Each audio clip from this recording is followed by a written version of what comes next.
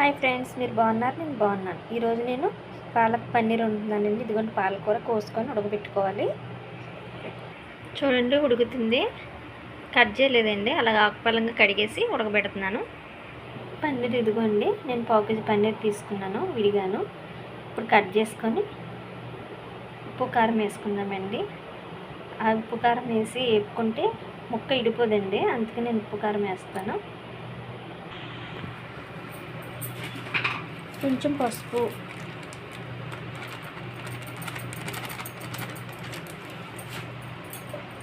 కొంచెం కారం,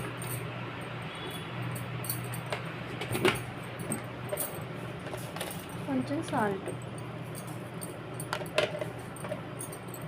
కలుపుకోవాలండి.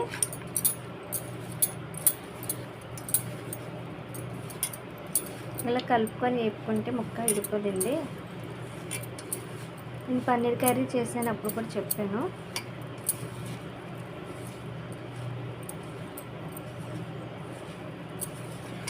ఇప్పుడే వేపుకుందాం. ఇదిగోండి పాలకూర ఉడికిపోయింది.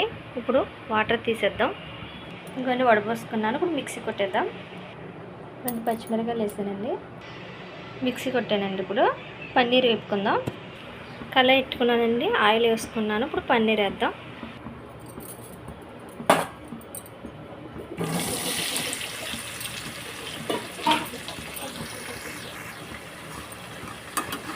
చూసారా, అసలు ఇడిపోలేదు.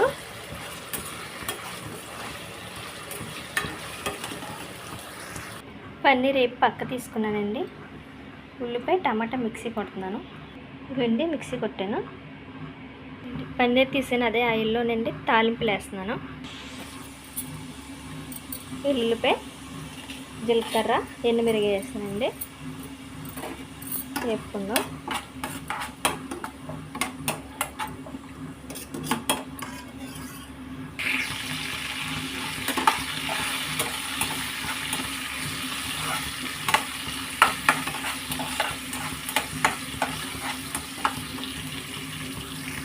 జీడిపప్పు వేసుకున్నామండి.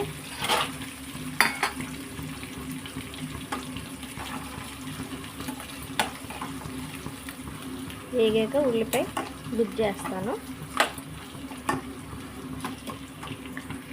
ఇప్పుడు ఉల్లిపాయ గుజ్జు వేద్దామండి.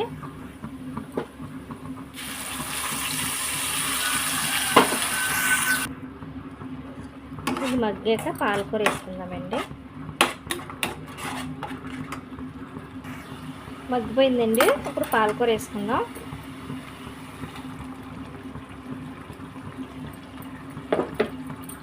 పాలకూర వేసానండి, కలుపుదాం.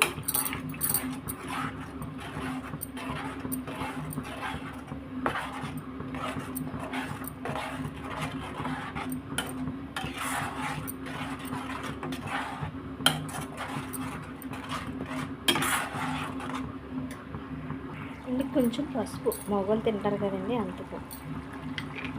కొంచెం కారం,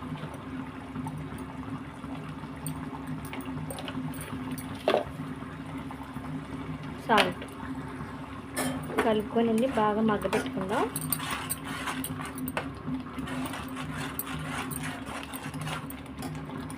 మూత పెట్టానండి, ఉడికిపోయిందండి. ఇప్పుడు పన్నీర్ వేసేద్దాం.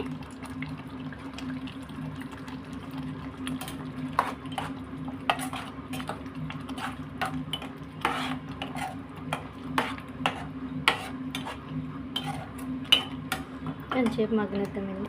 చూద్దామండి. ఇప్పుడు ఉడికిపోయిందండి. ఇంతే పన్నీరు. దాంట్లో తీసుకుందాం.